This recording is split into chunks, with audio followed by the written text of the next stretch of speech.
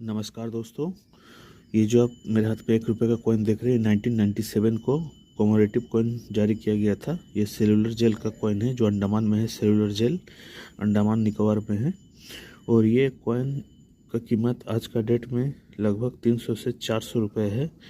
और ये 1 रुपये का कॉइन में आया था 1997 को। ये चारों मंडी से जारी किया गया था, आप देख सकते हैं।